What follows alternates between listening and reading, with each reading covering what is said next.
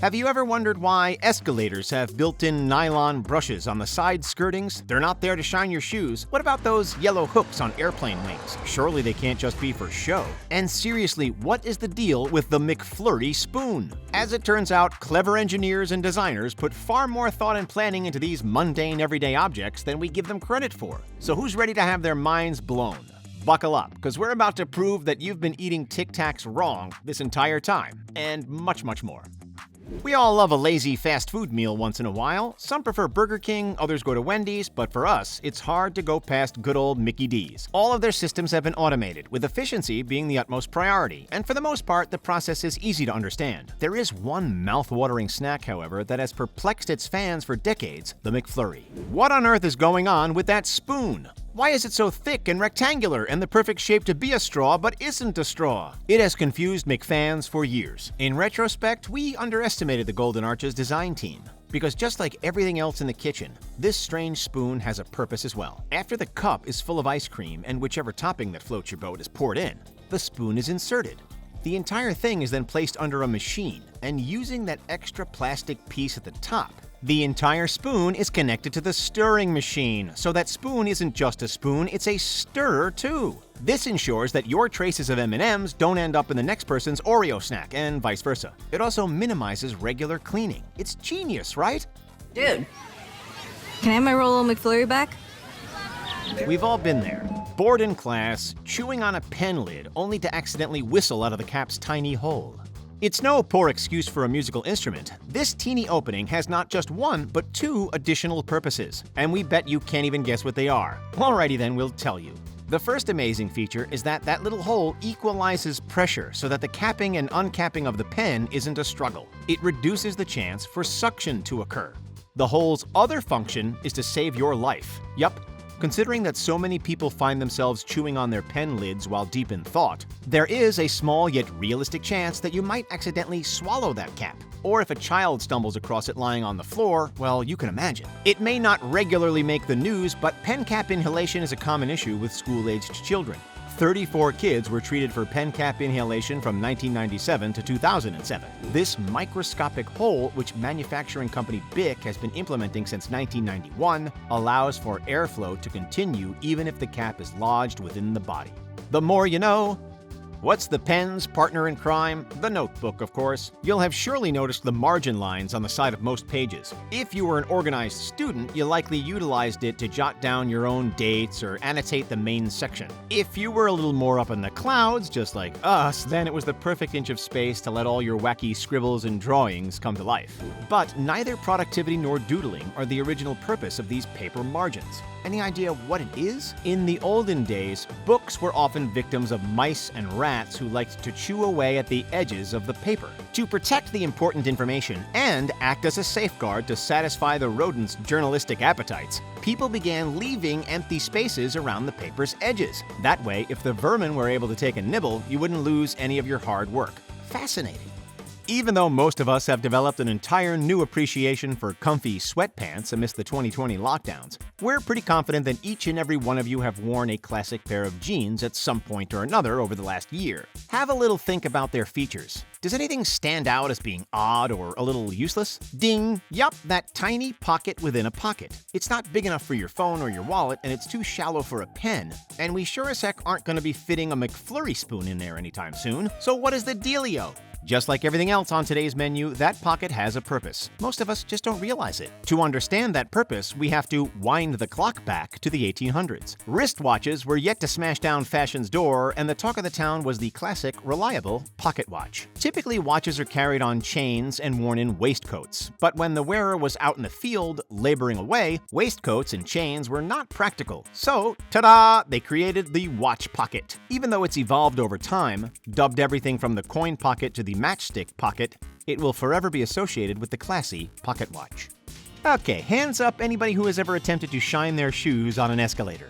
Odds are that it didn't work. 1, because there was no shoe polish, and 2, because that's not what those brushes are designed for in the first place. Alas, they are there for a reason, and it's all in the name of safety. The escalator's bristles exist to let the passengers know that they're standing too close to the edge. This way, they are far less likely to have a shoelace, a shopping bag, or a piece of clothing wind up stuck in the moving parts. Escalator installation can cost anywhere between $130,000 to over $210,000, depending on floor-to-floor height, width, and finishes. Only a sliver of that goes toward creating and installing the nylon bristles. However, if you ask any shopping mall or airport, it's money well spent, because the bristle warning system can save manufacturers and locations from millions of dollars worth of legal action.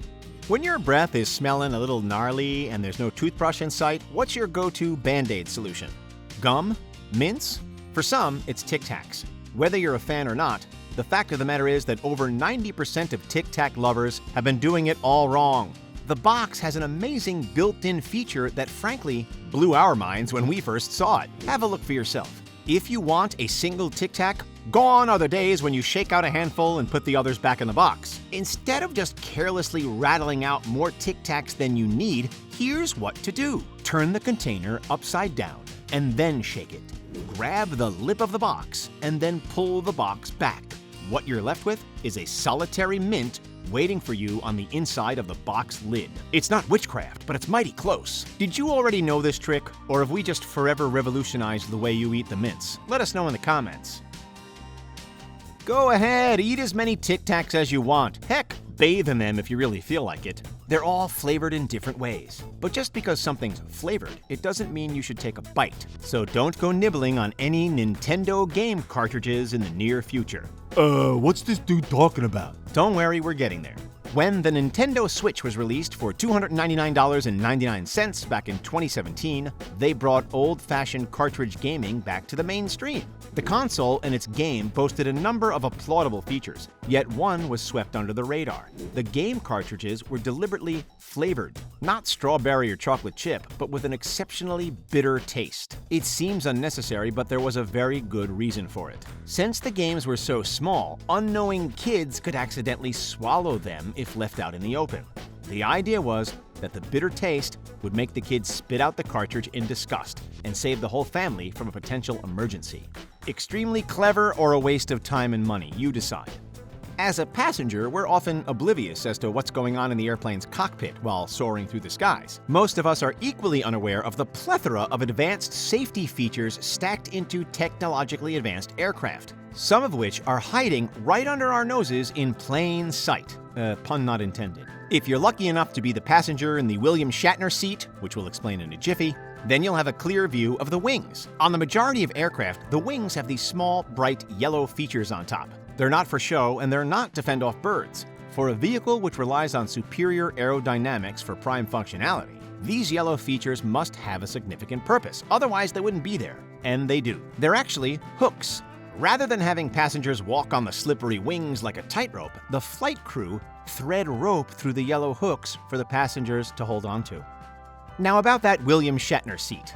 In most commercial aircraft, small triangles in either red or black can be found along the interior walls of the cabin. Have you ever noticed them before? If not, you certainly will on your next flight. While passengers sitting next to the triangles get the best Insta-worthy views of the wings and the surrounding landscape, that is not their intention. These little triangles deliberately line up with the wings outside the plane, indicating the best vantage point for the crew to inspect the wings from the inside. Alright, if you're wondering what's up with the Shatner reference, well, here's the gist. It comes from an episode of the 1960s classic sci-fi show The Twilight Zone titled Nightmare at 20,000 Feet, featuring William Shatner. For Shatner's airplane seat, his character is in the prime spot to see a gremlin out on the wing. Gremlins aren't a threat these days, but the markings do help to identify fires, mechanical issues with the flaps, and ensure that the wings are properly de-iced in wintry conditions. From the skies to the roads. Who here has ever pulled the rental car up to the fuel pump only to realize that the tank is actually on the other side of the vehicle? It's a little embarrassing, especially if the pump doesn't reach you and you have to realign yourself. Well, what if we told you that there was a simple solution to avoid this happening ever again, and that it's been right in front of your face the entire time? Have you ever noticed the unassuming arrow right next to the fuel pump symbol on your car's dashboard? That's your answer, folks. This subtle marker is a perpetual reminder of which side your gas cap is on. If it points to the left, then you fill up on the left side of your car. If it points to the right, yep, you guessed it, then you fill up on the right. Amazing! Which of these hidden features impressed you the most? Can you think of any that we didn't mention today? We'd love to hear about them, so let us know in the comments down below. Don't forget to like this video, subscribe to the channel, and as always, thanks so much for checking out The Richest. See you next time, have a great day, and stay safe out there.